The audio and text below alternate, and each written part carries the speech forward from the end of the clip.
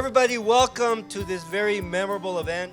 I am honored to be here with all of you to honor this legacy of a person who truly changed the world.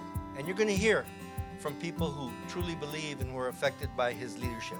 Caesar decided with his younger children that the best way that he could spend time with them was to have them work for him.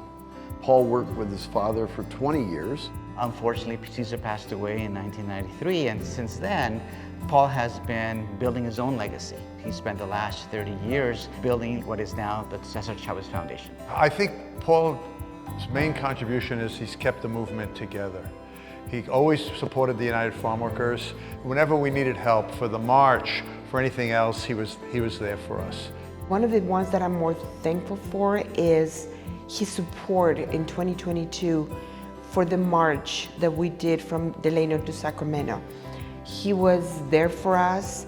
He marched with us. He had Radio Campesina join us. We need to remember that he was a part of this movement since the day he was born. Paul, like his dad, is tireless, he's bold, doesn't lead from a place of ego, even though he has a healthy drive, and really lives out the si se puede philosophy. Well, I mean, there's no better way to honor your father or your mother or your parents than to carry on the work that they started. Economic development, housing. We're one of the largest nonprofits that do affordable housing in the country. The education work that we do, we recognize that Latinos and Latino kids have a hard time, right? They're in this cycle of having to break through the infrastructure that keeps them down most of the time. They can't really fulfill their dreams. So being involved in that, in breaking that cycle of poverty through education, and the work that we do on the media side, helping Latinos have a voice. I came to La Paz in 1979. I was 20 years old. I was brought in to start a paralegal school, and Paul was one of those negotiators. It really was because of Paul's skills in negotiation that these workers were able to get their money back. For the wisdom, the security, the survival, the generosity and service, leadership that you have given to the National Farm Worker Service Center and the Cesar Chavez Foundation, and for all of the guidance and examples that you've given the board of directors, the staff, and the many people that have been affiliated with the movement over the decades. I thank you. Brother, on behalf of Dan and I and our brothers and sisters, we want to thank you for your many years of hard work, dedication, and commitment.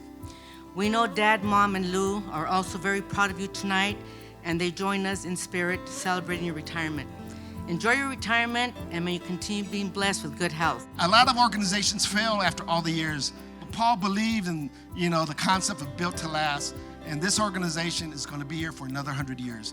Thank you. We have family here, and then we have our CCF family, and then the movement family. All of these components have made my life full and have given me a reason for going out and working hard. And so I'm really happy to share this night with all of you.